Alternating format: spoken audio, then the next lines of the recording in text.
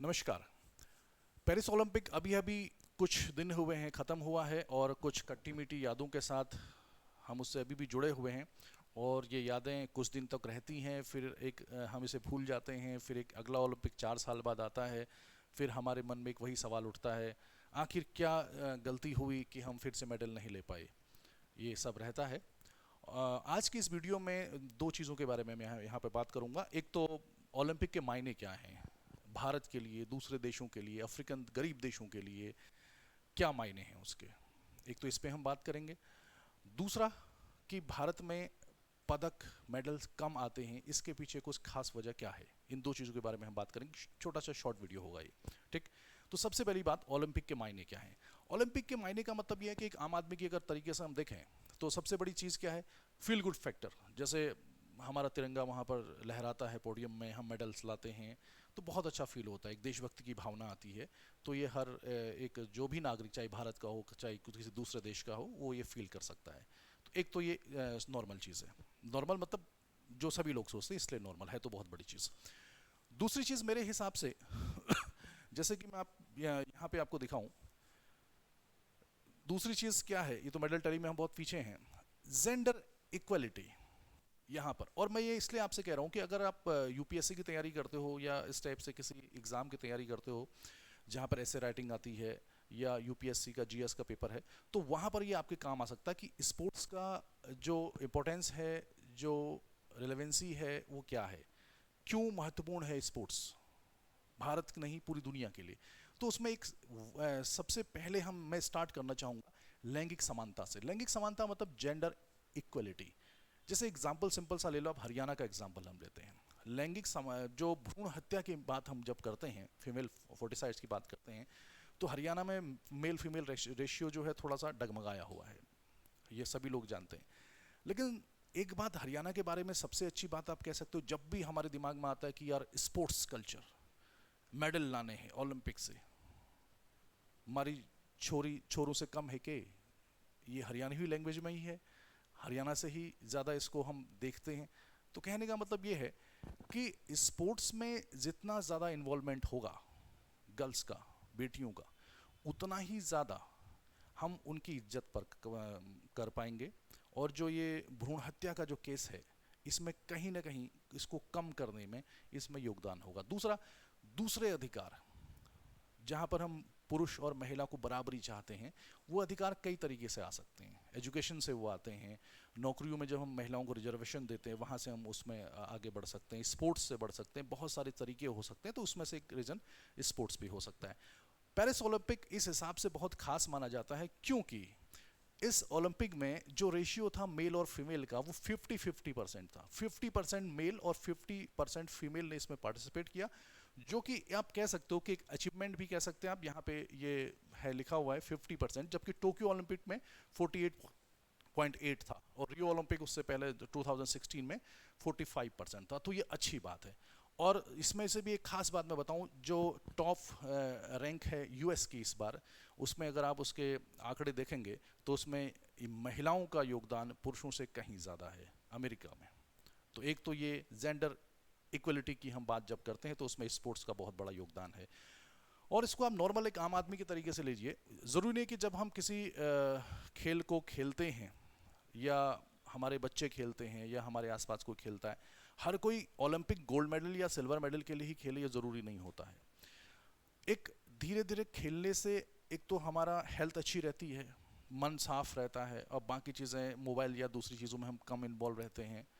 और एक sports culture develop होता है। स्पोर्ट्स कल्चर जब डेवलप होता है तो आपकी टीम में हिंदू, मुस्लिम, सिख, सभी धर्मों के लोग उसमें हो सकते हैं। जातिवाद भारत में बहुत ज़्यादा है, तो एक से अधिक जातियों के लोग, ऊंची जाति नीची जाति, सो कॉल्ड जो हम समाज में बहुत ज़्यादा फैला हुआ है, वो जब एक टीम के रूप में खेलते हैं तो वहाँ पर ये सारी चीज़ें जो बेकार की बातें हैं वो कम हो जाती हैं। तो एक स्पोर्ट्स कल्चर कहा जाता है।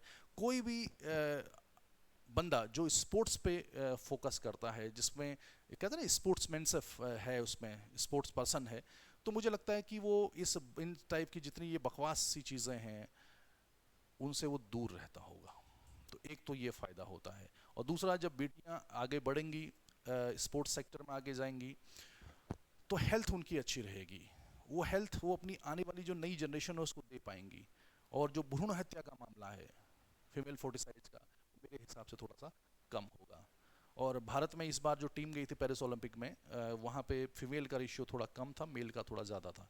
अमेरिका में यही चीज़ उल्टी है, वहाँ पे फीमेल ज़्यादा हैं और मेल कम है। कोई बात नहीं, इंडिया में भी चेंज हो रहा है, धीरे धीरे होगा। इसके अलावा एक तो ये हो गया कि हम जेंडर इक्विटी की हम बात कर सकते हैं। इसके अलावा जब हम बात करते हैं, फिर से महिलाओं की बात करते हैं, इसमें क्या खास है, क्योंकि ओलंपिक की सबसे अच्छी बात यह है स्पोर्ट्स की, वो मेल और फीमेल दोनों के होते हैं। जैसे रनिंग हो रही है तो मेल की अलग होगी, फीमेल की अलग होगी, तो बराबरी का वहाँ पर दर्जा दिया जाता है।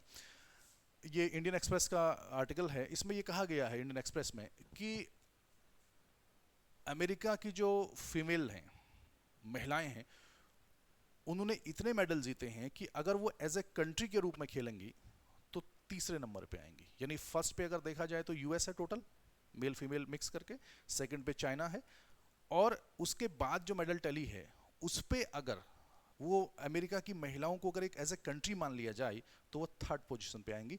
इसमें ये लिखा हुआ है यूएस वुमेन्स, आप देख सकते हैं। तो समझ सकते हैं 67 मेडल्स खाली अमेरिका की महिलाओं ने जीते हैं।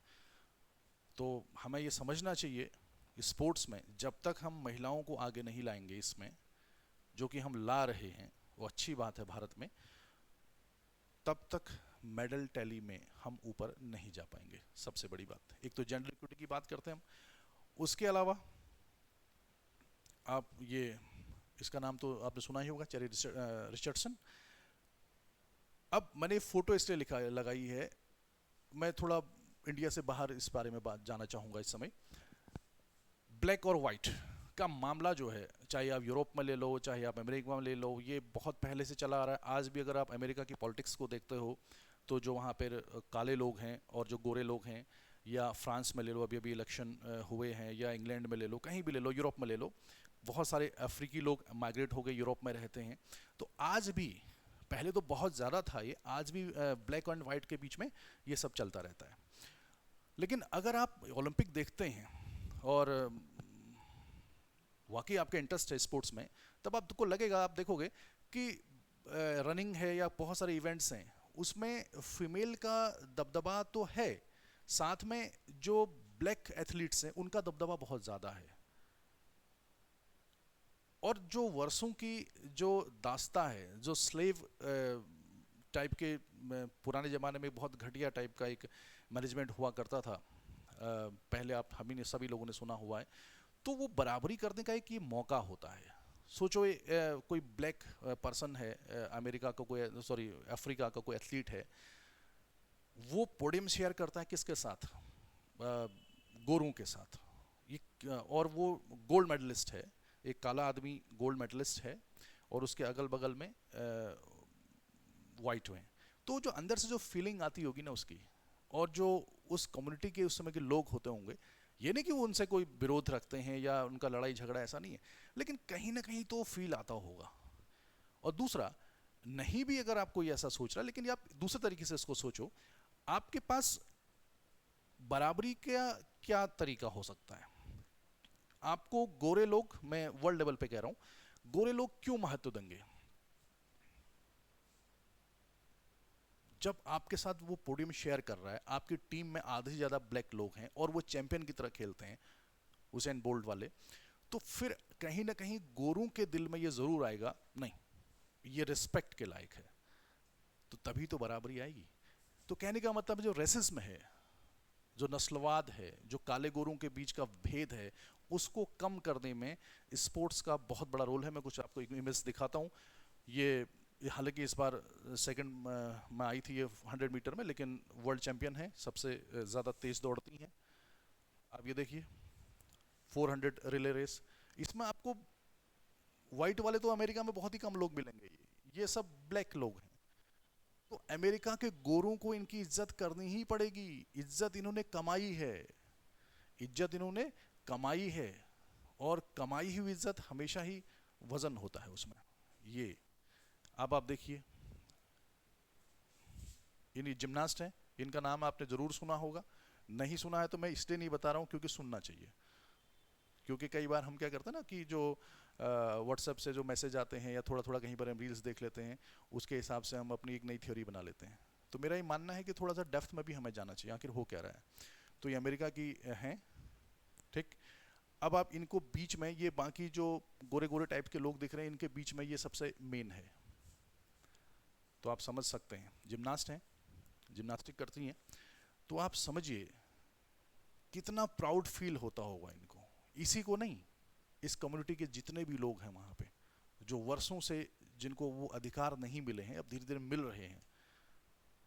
इसलिए ओलंपिक जरूरी है, ओलंपिक ही नहीं, स्पोर्ट्स जरूरी है। और एग्जांपल मैं आपको दे रहा हूँ इसके अलावा, new world record made by blacks. ये देखिए, ब्लैक बंदा है, क्या बात है। अफ्रीका, कीनिया, अफ्रीकन एथलीट है। आपने देखा होगा कि मैराथन में बहुत ज़्यादा रोल रहता है अमेरिका, सॉरी अफ्रीकन्स का, कीनिया के, इथोपिया के। बहुत गरीब देश हैं, भारत से बहुत गरीब देश हैं, लेकिन गोल्ड मेडल लंबी रेस में ये ले आते हैं। तो वो जो वर्षों से दबाया गया है इन लोगों को, इनके पास रिसोर्सेज की कमी है, बहुत ज़्यादा पॉलिटिक्स है इनके वहाँ पे, और जो घरेलू हिंसा चल रही है वहाँ पे, सब घरों में गृह युद्ध चल रहा है, सिविल वॉर चल रहा है, दुनिया भर की चीज़ें। ऐसी जगह से उठ के आते हैं, खाने पीने को भी भरपेट नहीं होता है। तो ये जो झंडा लहराने में जो प्राउड फील होता होगा ना, खाली कीनिया को नहीं, मुझे लगता है कि पूरे अफ्रीकन कॉन्टिनेंट को इन पे गर्व फील होता होगा। अलग ही मजा आता होगा यार उसका, उसको मैं फील नहीं कर सकता, वो यही लोग फील कर सकते हैं। ये तो खैर मैंने इमेज अलग लगा दी। मोहम्मद अली, आप जानते ही हैं, बॉक्सिंग में तो चैंपियन थे ही, ब्लैक लोगों के लिए भी बहुत काम किया इन्होंने वहाँ पे। इसके बारे में कभी आप जानिए अपने हिसाब से, मैं इसमें ज़्यादा चर्चा नहीं कर सकता, किसी दूसरे दिन इस पर वीडियो बनाएंगे। दुनिया भर के जितने भी बड़े बड़े स्टार्स हैं, बास्केटबॉल से लेके, तो स्पोर्ट्स एक ऐसी चीज़ है, ये अगर आपसे मैं पूछूं ये टीम कौन सी है, अगर आपसे पूछा जाए कि ये टीम कौन सी है, तो ज़्यादातर लोगों को लगेगा कि वो अफ्रीकन टीम होगी, क्योंकि इसमें ब्लैक लोग ज़्यादा हैं। लेकिन मज़े की बात यह है कि फ्रांस की टीम है, फुटबॉल टीम है, जिसने यूरो कप खेला था इस बार। यानी ब्लैक पीपल ज़्यादा हैं। बहुत सारे अफ्रीकी लोगों ने वहाँ पे सिटीजनशिप ले ली है, वो अफ्रीकी यूरोप के नागरिक हो गए हैं अफ्रीका से आके, और वहाँ पे खेल रहे, डोमिनेट कर रहे हैं वहाँ पे। अफ्रीकन यूरो कप अगर आप देखेंगे तो आपको लगेगा कि बहुत सारे अफ्रीकन ब्लैक पीपल या ये नीग्रो टाइप के जो मजबूत कद काठी वाले अच्छे प्लेयर्स वहाँ पे खेल रहे हैं। तो इससे बेहतर समानता लाने का तरीका और क्या हो सकता है स्पोर्ट्स से ज़्यादा? भाईचारा, जिसकी मैंने बात की थी, पाकिस्तान इंडिया, पाकिस्तान इंडिया। अभी तक देखा होगा आपने कि हमारे यहाँ एक बड़ी अलग सी चीज़ है, वो ये है कि बात बात पे पाकिस्तान को गलियाँ देना। हालांकि जहाँ पे ज़रूरी है वहाँ करती भी, आर्मी अपने हिसाब से काम करती है, जहाँ पे प्रॉब्लम है वहाँ पर हम सरकारें उससे लड़ रही हैं। लेकिन एक आम आदमी का जो नेचर होता है वो कुछ अलग होता है, कई बार हो जाता है। लेकिन जिस फोटो को देख के, स्पोर्ट्स को देख के, आपने देखा होगा सोशल मीडिया के में बहुत सारे लोगों के विचार बदल गए। एक जो हमने सो कॉल्ड एक दिमाग में बना लेते हैं कि पाकिस्तान का आम आदमी भी पता नहीं कैसा है, पाकिस्तान वाले हमारे बारे में बना लेते हैं कि हमारा आम आदमी कैसा है। तो हम अपने ही दिमाग में चलाते रहते हैं कि वो हमारा दुश्मन है, वो हमारा दुश्मन है। और पता चल रहा है कि हमारे ही अपने चचा ताऊ मामू जितने भी करीबी रिश्तेदार होते हैं, पड़ोसी ने हमारी ज़मीन हथिया ली है। तो वो हमारा दुश्मन नहीं है, हमारा दुश्मन का ये कुछ और हो जाता है कई बार। और अगर दुश्मनी है भी तो उसके लिए गवर्नमेंट है, आर्मी है, एजेंसीज हैं, वो अपना काम बहुत बेहतर तरीके से कर रही हैं। तो इतनी भी नफरत नहीं लानी चाहिए दिल में। और इस नफरत को, अब ये आप देख लीजिए, ये भाईचारा है। और इनके माताओं के स्टेटमेंट सभी ने सुने हैं, सोशल मीडिया में बहुत ज़्यादा फेमस रहे हैं। तो कहीं ना कहीं, मैं नहीं कह रहा हूँ, आप अगर आपने इस चीज़ को सुना होगा, देखा होगा कि इन्होंने क्या कहा, इन्होंने क्या कहा, दिल में कहीं ना कहीं तो जो बहुत ज़्यादा कट्टरता हमारे बीच में रह जाती है वो कम तो हुई होगी, कुछ तो फर्क पड़ा होगा, पड़ना भी चाहिए। तो ये है पावर स्पोर्ट्स की। आप जीतें हारें मायने नहीं रखता है, भाईचारे को हमेशा ही बढ़ाएगा। हिजाब पहना हुआ है, अब आप समझ गए होंगे मैं किस बारे में बात कर रहा हूँ, आज़ादी। ठीक, यानी बहुत सारे देश हैं दुनिया में जहाँ पे महिलाओं को घर से बाहर भी नहीं निकलने दिया जाता है। ऐसे में वो धीरे धीरे प्रयास करती हैं घर से बाहर जाने में। तो बहुत सारी ऐसी कंट्रीज़ हैं जहाँ पर पहनाव में बहुत सारी पाबंदियां हैं, लेकिन उसके बावजूद भी वो स्पोर्ट्स खेलती हैं। तो इतना भी ये कर रही हैं तो ये अचीवमेंट है अपने आप में। तो आप इस फोटो से आप खुद देख सकते हैं कि स्पोर्ट्स का क्या रोल हो सकता है एक महिला के लिए, एक ब्लैक पीपल के लिए, गरीब लोगों के लिए, अफ्रीकन कंट्रीज के लिए खास तौर पे। तो इसके मायने स्पोर्ट्स के ओलंपिक्स के अलग अलग लोगों के लिए अलग अलग हैं, और वो इतने शानदार हैं कि आप कल्पना भी नहीं कर सकते जब तक आप उससे डायरेक्टली जुड़े न हो। देखिए, इससे बेहतर फोटो और क्या हो सकती है। ये फिलिस्तीन है, फिलिस्तीन, इनकी भी टीम गई थी वहां पे। यानी कि ओलंपिक में इस बार रशिया की टीम नहीं थी। अब क्यों नहीं थी? यूक्रेन वॉर की वजह से नहीं थी। फिलिस्तीन को वहाँ पे इनके खिलाड़ी वहाँ पे गए थे, इसराइल के भी गए थे। अब आप कभी फिलिस्तीन, मैं इसराइल और फिलिस्तीन के मुद्दे पे नहीं जाना चाह रहा हूँ कि आप किसको सपोर्ट करें किसको नहीं करें। मेरा ये मानना है कि लड़ाई नहीं होनी चाहिए, लड़ाई रुकनी चाहिए, चाहे आप जो भी हो। ठीक, सोचो फिलिस्तीन के जो खिलाड़ी वहां गए हैं, उनके घरों में बम गिर रहे हैं या दूसरा चीजें हो रहा है, बहुत सारे समय से काफी लोग मारे जा रहे हैं, तो इनकी फीलिंग क्या होगी? ये किस चीज को रिप्रेजेंट करने जा रहे हैं वहां पे? अब सोचिए इस बारे में थोड़ा सा। ऐसे ही अफ्रीकन बहुत सारी कंट्रीज हैं जहां पे सिविल वॉर चल रहा है। Second world war, first world war, Olympic तो बहुत पहले से चल रहा है, उस समय भी काफी ज्यादा कंट्रोवर्सी ओलंपिक्स में हुई है। रशिया के खिलाड़ियों को रशिया को इसमें एंट्री नहीं दी गई ओलंपिक में। तो ये बहुत सारे मुद्दे हैं जिसमें हमें विचार करने की ज़रूरत है। आखिर ओलंपिक किस किस चीज़ को दिखाता है? पॉलिटिक्स से लेके, भाईचारे से लेके, सद्भावना से लेके, जेंडर इक्विटी से लेके, हर चीज़ ओलंपिक में आपको दिखाई देगी। ठीक, अब थोड़ा सा ये तो था ओलंपिक के मायने क्या हैं मेरे हिसाब से। मैं बहुत ज़्यादा तो नहीं बोल पा रहा हूँ इस पर, लेकिन इतना मेरे हिसाब से काफ़ी है कि एक ओलंपिक दुनिया के लिए क्या क्या कर सकता है। दूसरी चीज़, मैं सीधे सीधे इसमें आता हूँ, नहीं तो बहुत बड़ा हो जाएगा ये वीडियो। भारत में आखिर पदक क्यों नहीं मिल पाते हैं? तो पहली एक अच्छी चीज़ हम थोड़ा सा देखते हैं कि जो बजट है भारत में, स्पोर्ट्स बजट है, ये है इस समय इतना है, लगभग 3000 करोड़ से थोड़ा सा ऊपर है, और ये बजट हम धीरे धीरे बढ़ रहा है। तो यहाँ पर बजट में कटौती तो नहीं की गई है, बजट धीरे धीरे बढ़ ही रहा है। अब ये अलग मुद्दा है कि ये 18% की ग्रोथ से लास्ट ईयर फिर इस पर 3000 था, इससे और बढ़ गया है। तो बजट धीरे धीरे बढ़ रहा है। तो पिछले 10-12 सालों में बजट लगातार बढ़ रहा है, और बढ़ना भी चाहिए, महंगाई बढ़ रही है। ठीक, लेकिन दूसरे देशों के मुकाबले क्या ये पर्याप्त है? इस पे एक बहस होनी चाहिए, इस पे आप कमेंट कर सकते हैं। अच्छा, दूसरी चीज ये, अब यहां से थोड़ा सा फिर दिक्कत आ जाती है। इस बारे में आपने न्यूज़पेपर में सुना होगा कि बजट तो हमने बना दिया, कुछ खेलो इंडिया मतलब एक स्पोर्ट्स कल्चर को विकसित करने के लिए दिया गया अलग से, और पूरा एक स्पोर्ट्स को दिया गया। दो तरीके से बजट बटा जाता है।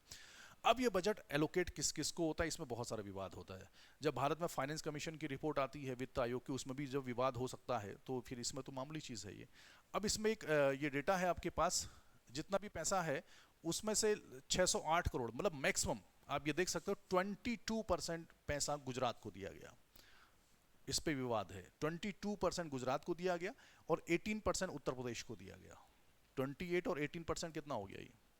लगभग 46% के आसपास, अगर मैं ठीक बोल रहा हूँ तो। हाँ, नहीं, 22 और 18, 40%। ठीक है, 40% तो खाली दो स्टेट को चला गया। अब बचा कितना? 60%।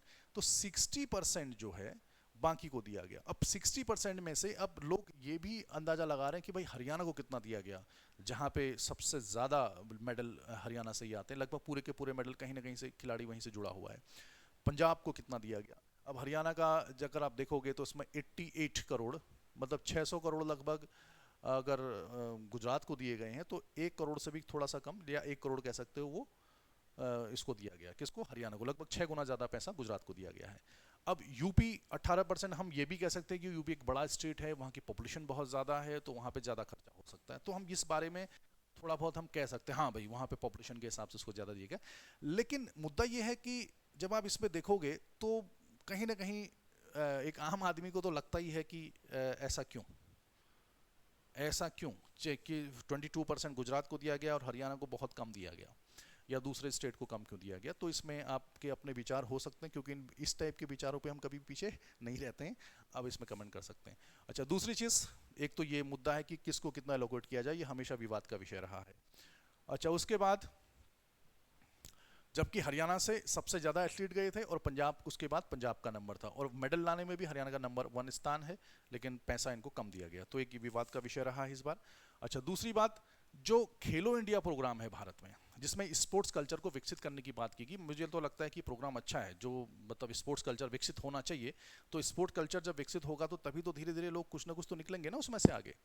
तो एक तो ये, लेकिन अब स्पोर्ट्स कल्चर विकसित होना और उसमें से ओलंपिक लेवल के खिलाड़ी को निकाल पाना, ये मतलब बहुत मेहनत का काम है। और दूसरा, जब हम पैसे की बात करते हैं कि हमने खेलो इंडिया में कितना पैसा दिया या दूसरी चीज़ों में कितना पैसा दिया, टोटल कितना पैसा दिया, क्या पैसे देकर मेडल खरीदे जा सकते हैं? अगर ऐसा होता तो दुनिया में बहुत सारे गरीब देश हैं जहां पर भारत से भी उतनी अच्छी सुविधाएं नहीं हैं, लेकिन फिर भी वो हमसे ज़्यादा मेडल लाते हैं। तो पैसा क्या सब कुछ करवा सकता है, मेडल दिलवा सकता है? ये मैं नहीं कह रहा हूँ। हमारे गोल्ड मेडलिस्ट, सबसे पहला गोल्ड मेडल इंडिविजुअल इवेंट में शूटिंग में लाए थे अभिनव बिंद्रा। तो इन्होंने एक इंटरव्यू में अभी बोला था, इंडियन एक्सप्रेस की वो है, तो ये है, money is not going to get you medals, it is not a vending machine. Abhinav Bindra मतलब वेंडिंग मशीन समझते हो ना, जैसे कहीं जगह मॉल वॉल पे नहीं लगा रहता, जैसे वहाँ पे बिस्किट रखा है, वो 10 रुपए का, आपने 10 रुपए की कॉइन डाली उसमें, वो बिस्किट नीचे गिर जाता है, तो पैसा दो, बिस्किट लो, या कोई भी चीज़ ले लो। तो अभिनव बिंद्रा कहते हैं कि ऐसा नहीं कि आपने पैसे डाल दिए तो मेडल आ जाएगा आपके पास, ये ज़रूरी नहीं है। तो पैसा ही सब कुछ नहीं है।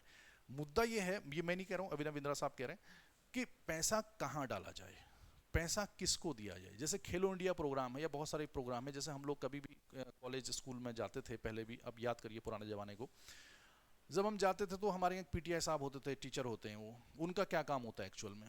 मेरे हिसाब से तो जब मैं पढ़ता था तो उनका काम होता था कि अगर कोई टीचर नहीं आए हैं जो आपको पढ़ाते, मान लो आपके मैथ के टीचर नहीं है, तो उसके बदले वो आ जाते थे अपना कुछ सुनाने उनाने, मतलब अरेंजमेंट कहते थे उस ज़माने में उसको, कि अरेंजमेंट कर दिया, वो टीचर नहीं है तो उसके बदले। तो कहाँ कहाँ कितने कितने जो सिलेक्शन है का रेशियो है हमारे पास पीटीआई का, जो फिजिकल टीचर्स होते हैं उनका क्या रेशियो है, कैसे वो पढ़ाते हैं, ग्राउंड रियलिटी क्या है, तो पैसा कहाँ खर्च किया जाना चाहिए। हमें पहचानना पड़ेगा कि किस एरिया के लोग किस में सक्षम हैं।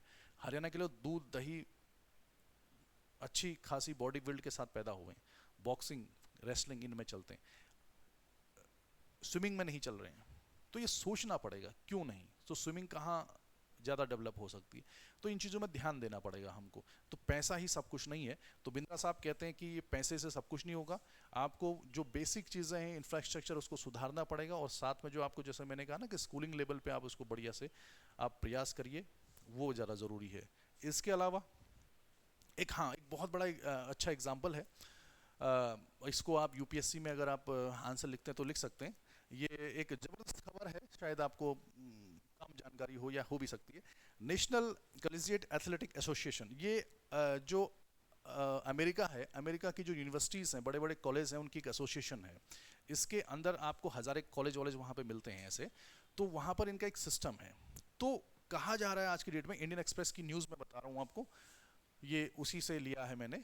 तो ये एक नेशनल कॉलेजिएट एथलेटिक एसोसिएशन है अमेरिका में, नॉट प्रॉफिट ऑर्गेनाइजेशन है। इसके अंदर 1100 स्कूल्स हैं, 1100 स्कूल इसके अंदर हैं, और ये ट्रेनिंग देते हैं अलग अलग तरीके से। तो इनका इतना मजबूत सिस्टम है आज की डेट में। तो कहने का मतलब ये है कि इसने इस स्कूल से पास आउट जिन्होंने यहाँ से ट्रेनिंग की है स्पोर्ट्स के मामले में, इतने गोल्ड मेडल जीते हैं आज की डेट में कि आप खुद सोच के कंफ्यूज्ड हो जाओगे कि ये हो क्या रहा है, हो क्या रहा है। मैं इसको नई चीज़ आपको दिखाता हूँ, इसको आप पढ़िए। ये कह रहा है कि जो अमेरिका का कॉलेज स्पोर्टिंग सिस्टम है, that has produce most gold winning athletes, मतलब इसने लगभग 60 कितने 60 मेडल्स एज ऑफ, मतलब लगभग 60 मेडल जो हैं जीते हैं इसने, इस यहाँ से पास आउट हुए लोगों ने, जो यहाँ से पास आउट हो गए हैं। कहाँ से? इस जो स्कूल का इनका सिस्टम है, इससे जो पास आउट हुए, जो यहाँ से ट्रेंड होके बाहर निकले हैं लोग, उन्होंने इतने सारे 60 से ऊपर मेडल जीते हैं इसमें। इतना बढ़िया सिस्टम है, वो वहाँ पर कोचिंग कराते हैं इनको, इसीलिए तो अमेरिका आ गए। और दूसरी एक इसकी सबसे अच्छी बात या थोड़ी सी खास बात ये है कि सिर्फ अमेरिकन को नहीं, बाहर के खिलाड़ियों को भी लोग ट्रेंड करते हैं। इसका एक बहुत बेहतरीन एग्जाम्पल है। और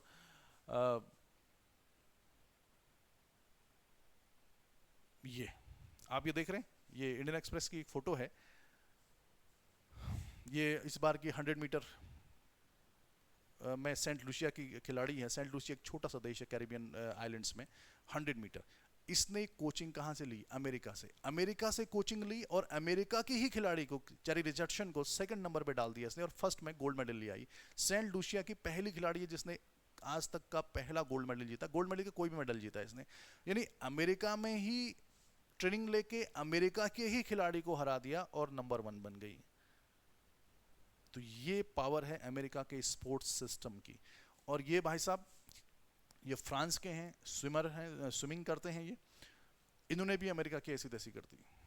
यानी पूरी दुनिया में, ऑल ओवर वर्ल्ड में, फ्रांस में, ऑस्ट्रेलिया में, सेंट लूसिया जैसे देशों में कई जगह ऐसे खिलाड़ी हैं जो अमेरिका से ट्रेंड होते हैं और अमेरिका को ही हरा देते हैं।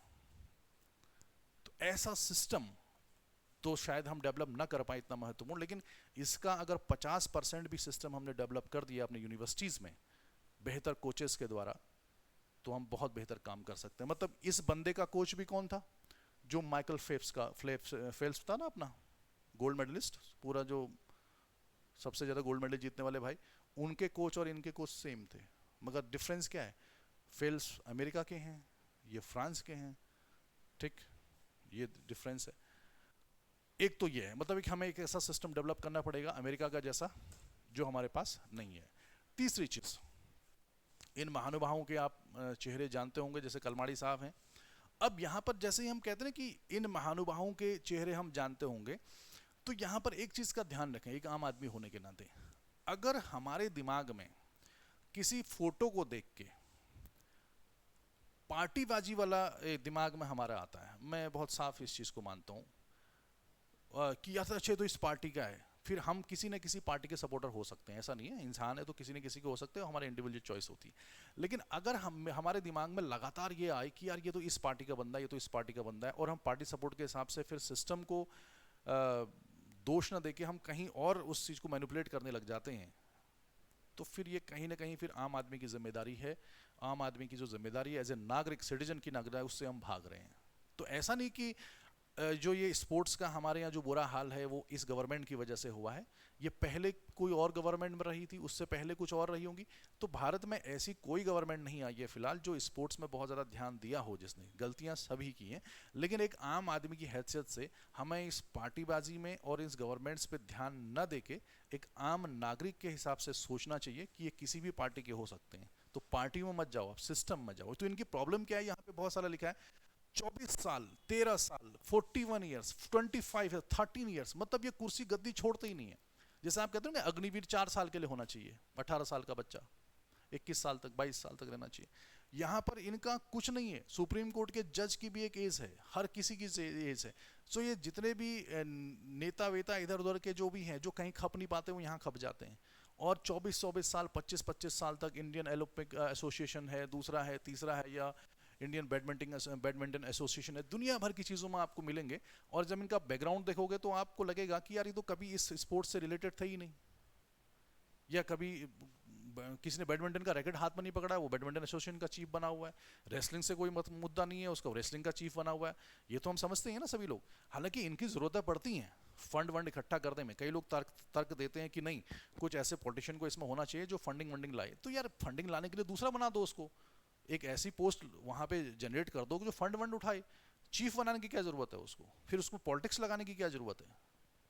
तो अगर उसको पॉलिटिक्स या पार्टी से ही लेना है तो फिर स्पोर्ट्स वालों की या कोचेस की ज़रूरत ही नहीं होनी चाहिए, और फिर वो एक सही काम करेंगे। मैं ये नहीं कह रहा हूँ कि इसमें ईमानदार लोग नहीं होते हैं, ईमानदार भी होते हैं, लेकिन कितने ईमानदार हैं कितने बेईमान हैं ये हमें खुद सोचना पड़ेगा। तो ये पूरा ये है ये। और कलमाड़ी साहब का तो बहुत सारा नाम उछला था उस ज़माने में कि इंडियन ओलंपिक एसोसिएशन के प्रेसिडेंट थे बहुत सारे टाइम से। और भारत में जो कॉमनवेल्थ गेम हुए थे शायद 2010, तो उसमें करप्शन हुआ था ऐसा माना जाता है। तो उसके बाद फिर ये चले गए। ठीक। और दूसरा, तो एक तो मेरा कहना आपसे ये है कि हम भारत में खेलों में सुधार तभी कर सकते हैं जब ये है, इसमें ये 3-4 साल पुराना लिस्ट है ये। इसमें जैसे आप देखोगे बैडमिंटन के हेमंत विश्वा शर्मा, ये तो अलग अलग यहाँ पे पार्टियों के नाम दिए गए हैं, और ये उस पे उसके नाम है जो प्रेसिडेंट हैं, पार्टियों से प्रेसिडेंट आते हैं। तो यानी पॉलिटिक्स बहुत ज़्यादा है भारत में। अब वही पॉलिटिक्स फिर आप देख ही रहे हो कि कैसे कैसे स्पोर्ट्स के अंदर आती है, फिर स्पोर्ट्स में आती है, फिर किसको ओलंपिक में भेजना है किसको नहीं भेजना है, ये थोड़ा सा प्रॉब्लम करती है। और दूसरा, जैसे हम क्रिकेट की बात करते हैं, बीसीसीआई बहुत आगे है, तो उसमें पैसा है, उसमें प्राइवेट सेक्टर बहुत ज़्यादा पैसा देता है, बाकी चीज़ों में पैसा नहीं है उतना। एक रीज़न मैं आऊँगा इसके बारे में। अच्छा, इसके बाद अब ये वाला देखिए आप, ये कोच हैं विनेश फोगाट के। तो कोच और जो स्पोर्ट्स पर्सन है ना, उसका रिश्ता ही कुछ अलग होता है। इस फोटो को देख के आपको बहुत कुछ मिल जाएगा ऐसा। तो इनको सम्मान कम दिया जाता है कोचेस को भारत में। कोई विदेशी कोच मत लाओ, कोई कहेगा विदेशी कोच लाओ, कोई कोच कहेगा पॉलिटिक्स लाई जाएगी उसमें आपस में। तो ये एक दिक्कत की बात है। ये फोटो अपने आप में बहुत कुछ कह देती है। तो सम्मान होना चाहिए कोचेस का, हो रहा है किसी और का। और दूसरी चीज़, ये फोटो के बारे में मैं कुछ नहीं कहना चाहूँगा, क्योंकि ये दो फोटो हैं, एक ये वाली फोटो है और फिर एक ये वाली फोटो है। मतलब पिछले 2-3 सालों में भारत में बहुत कुछ हुआ है, और इसके बारे में क्या हुआ है क्या नहीं हुआ मुझे बताने की ज़रूरत नहीं है, आप लोग खुद समझदार हैं। क्या हुआ ये अपने अपने विचार हो सकते हैं आप लोगों के, ठीक है। और ये चोपड़ा जी, ये आज के डेट में भारत का नंबर 1 एथलीट तो हैं, गोल्ड मेडल सिल्वर मेडल लाए हैं, और इनको कुछ पैसे पैसे दे रहे हैं। मतलब कहने का मतलब मेरा ये है, ये फोटो मैंने इसलिए लगाई है कि कोई अगर गोल्ड मेडल ब्रॉन्ज मेडल कुछ भी ले आता तो हम उसके सामने एक तो स्वागत करने आ जाते हैं और एक चेक उसको थमा देते हैं, और पैसों की उस पर लगभग बरसात हो जाती है। अरे ये पैसा पहले क्यों नहीं दिया जाता उसको? कॉमन सेंस की बात है, सिंपल बात है। अगर आप उसको पैसा नहीं भी दोगे ना, चोपड़ा जी को अगर आप पैसा नहीं भी दोगे उनके आने में, तो उनको पैसा देने के लिए बहुत सारी मल्टीनेशनल कंपनीज और इंडिया की बहुत सारी कंपनीज हैं आज की डेट में, प्राइवेट सेक्टर है जो उनको पैसा देगा, एड मिलते हैं उनको। अब वो पुराना दौर नहीं रहा। तो कहने का मतलब मेरा ये है कि आज की डेट में ये जो पैसा बाद में दिया जाता है वो पहले क्यों नहीं दिया जाता? पहले तो हमने इतनी मेहनत कर ली, अपना सब कुछ बेकार कर दिया मेडल लाने के चक्कर में, अब फिर बाद में हमारे पास पैसे आ गए। दूसरा, क्या मेडल लाएंगे तभी खिलाड़ी जाने जाएंगे? हो सकता है कोई चौथी नंबर का खिलाड़ी रहा हो जो कुछ सेकंड से कुछ छोटे से चूक गया हो, उससे छोटा भी हो सकता है, वो तो गुमनामी में चले जाते हैं सीधे, उनको तो कोई पूछने वाला भी नहीं है, वो गरीबी की जिंदगी जी रहे हैं आज की डेट में। तो ये चीज़ें सुधरनी चाहिए। आपको एक पूल बनाना पड़ेगा जहां पर आप कह सकते हो निस में पॉलिटिक्स ना हो, कि उनको पैसा पहले दिया जाना चाहिए। जीतने के बाद देने की जरूरत नहीं है, वो खुद ही कमा लेंगे, इतने सक्षम हैं। ये दीपा कर्माकर, इनका नाम आपने सुना होगा, शायद भूल गए होंगे। रियो ओलंपिक्स 2016 चौथे नंबर पे आई थी। ये जिम्नास्ट है, भारत की पहली जिम्नास्ट हैं ये। वो कुछ गड़बड़ी हो गई थी तो चौथे नंबर पे आई, लेकिन उसमें बहुत फेमस हुई थी। जब ये 4th पोजीशन पे आई थी तब वहाँ पे पूरी ऑडियंस ने इनको खड़े होकर तालियां बजाई थी इनके लिए वहाँ पे। मतलब लक खराब था, नहीं तो ब्रॉन्ज मेडल तो आ ही जाता। लेकिन जब इनसे पूछा गया उसमें 2016 में, तो इनके पास जब ये ट्रेनिंग करती थी इनके पास बेंच तक नहीं थी, उस पर जिम्नास्ट वाली होती है ना, वो तक नहीं थी। लेकिन हम भूल जाते हैं। अब 2024 आ गया है, अब हमारे दिमाग में कुछ और चल रहा है, 2028 आएगा तो उसमें कुछ और चलेगा, 2016 को हम भूल गए हैं। हम ठीक ऐसे ही भूल जाते हैं जैसे बिग बॉस जैसे प्रोग्राम होता है ना, उसमें इस बार कौन जीता, फिर चलो कोई बात नहीं, फिर हार गया, फिर कौन जीता, मतलब बहुत ज़्यादा। तो ये बिग बॉस का प्रोग्राम नहीं है यार, ये ओलंपिक्स है, इससे भावनाएं जुड़ी होती हैं, इससे मैंने कहा ना कितनी चीज़ें जुड़ी होती थोड़ी देर पहले। तो ये एक बड़ा लेवल है ये, तो इसको समझना पड़ेगा। तो इनके बारे में भी आज कोई नहीं जानता है नॉर्मली, क्योंकि व्हाट्सएप में नहीं आता है, ये अब पुराना हो गया है। समझ गए मेरी बात? तो ये है। हाँ, आईपीएल। अब ये एक बड़ी चीज़ है। मैं खुद क्रिकेट का बहुत सपोर्ट करता हूँ पर्सनली। मैं क्रिकेट थोड़ा बहुत हल्का फुल्का खेल भी लेता हूँ, मुझे बड़ा मज़ा भी आता है क्रिकेट खेलने में। मैं क्रिकेट, लेकिन अंधभक्ति नहीं है मेरी क्रिकेट के लिए। मतलब आईपीएल 2 महीने तो हमारे इसी में कट जाते हैं, 2 महीने आईपीएल में कट जाते हैं, कोई बात नहीं, सभी लोग देखते हैं, इंटरटेनमेंट है, ठीक है। लेकिन वो पूरे साल चलता रहता है हमारा। ये इनको तो आप जानते होंगे, आचार्य जी। इनका एक स्टेटमेंट है, ये मैं नहीं कह रहा हूँ, इनका स्टेटमेंट है। इन्होंने कहा कि एक अच्छी चीज़ ये है कि चाइना में क्रिकेट नहीं खेला जाता। ये कहते हैं कि चाइना में क्रिकेट नहीं खेला जाता, ये बड़ी अच्छी चीज़ है उनके लिए। मतलब चाइना इतना स्पोर्ट्स में आ गए हैं, तो इसका मतलब समझो क्या मतलब है। मतलब भारत में एक क्रिकेट का एक ऐसा कल्चर पैदा हो गया है, खतरनाक तरीके का कल्चर, कि हम उससे ऊपर उठ ही नहीं पा रहे। बाकी इसमें क्रिकेट की कोई गलती नहीं है, इसमें विराट कोहली की कोई गलती नहीं है, इसमें महेंद्र सिंह धोनी की कोई गलती नहीं है। उन्होंने तो देश का सम्मान आगे बढ़ाया है, इसमें कोई डाउट नहीं है, वो तो अपना काम अच्छे से करें। लेकिन जो हम आम आदमी हैं, अब क्रिकेट में आप देखिए, ये कल्चर डेवलप हो गया, हमारे खून में क्रिकेट घुस गया है, जैसे ब्राजील के खून में फुटबॉल घुस गया है। अब हमें खिलाड़ी ढूंढने नहीं पड़ते, गली मोहल्ले इधर उधर में आपको बहुत अच्छे अच्छे फास्ट बॉलर दुनिया भर की चीज़ें मिल जाती हैं।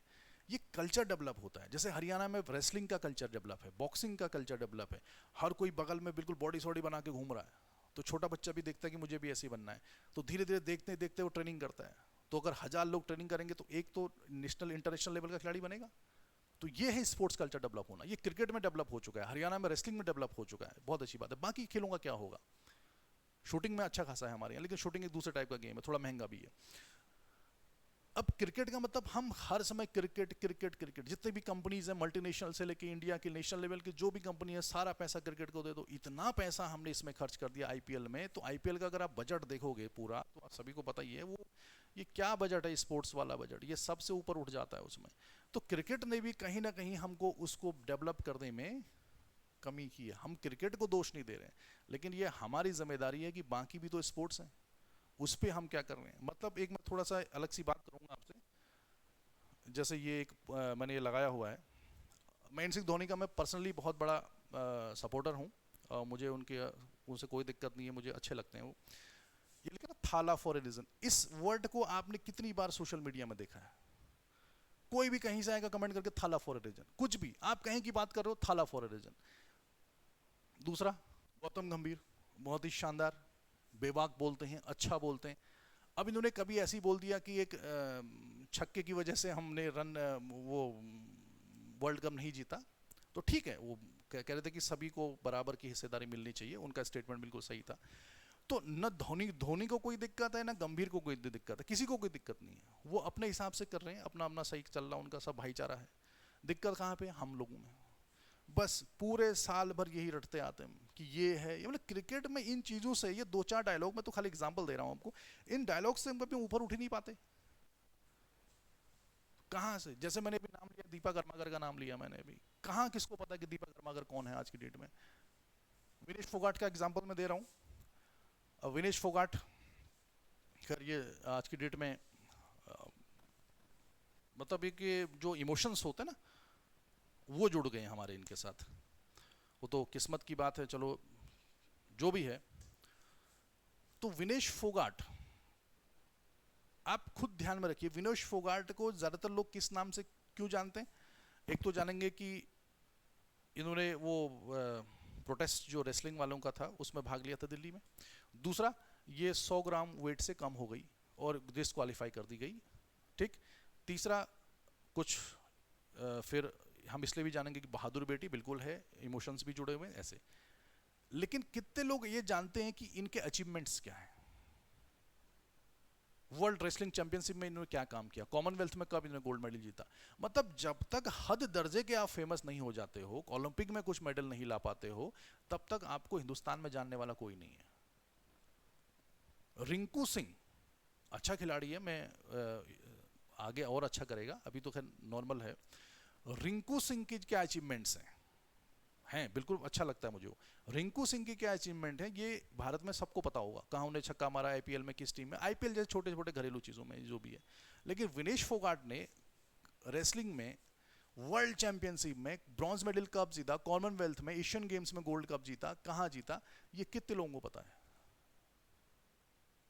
ये दिक्कत है हमारे साथ। तो जब तक ये चीज़ आज के सोशल मीडिया के दौर में, जब इतना इंटरनेट फेमस है, तब भी हम खिलाड़ियों को नहीं सोच पा रहे, उनके बारे में नहीं सुन पा रहे हैं, तो फिर ये कल्चर कैसे पैदा होगा, ये सोचने वाली बात है। ये हॉकी प्लेयर हैं, अगर किसी को नाम पता हो तो आप कमेंट में इसका नाम लिख सकते हो, ये आपके सामने नाम है, गगन भाई। बहुत पुराने हैं, आज के नहीं है। तो जब मैं कॉलेज जाता था, तो उस जमाने में मैंने एक न्यूज़पेपर में पढ़ा था इनके बारे में, हॉकी के इंटरनेशनल प्लेयर बहुत ही शानदार। तो इनके बारे में मैंने पढ़ा था कि ये हैदराबाद में किसी एक जगह पे बाल कटवा रहे थे, कटवा क्या रहे थे, लाइन पे लगे हुए थे, जैसे हम बैठते ना, नॉर्मल आदमी बैठते, तो लाइन पे लगे हुए थे ये, वहाँ पे जो बाल काटते उनकी दुकान में। तो किसी ने बाहर से उनको पहचान लिया, करिए आपको कहीं देखा है मैंने टीवी में, हॉकी खेलते हो क्या, आपका नाम ये है गगन भाई? तो इन्होंने लिखा था, मतलब इतने बड़े इंटरनेशनल जो प्लेयर हैं, इनको भी कोई जानने वाला नहीं है।